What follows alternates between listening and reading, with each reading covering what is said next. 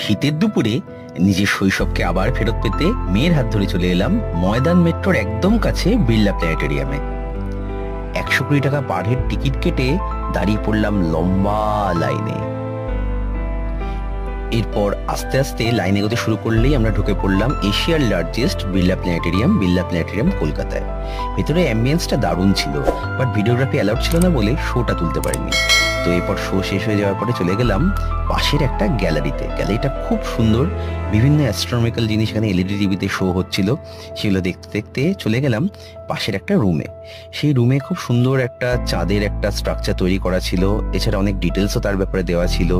এছাড়া মার্সের একটা খুব সুন্দর স্ট্রাকচার তৈরি করা ছিল, অনেক কিছু জানার ছিল এখানে।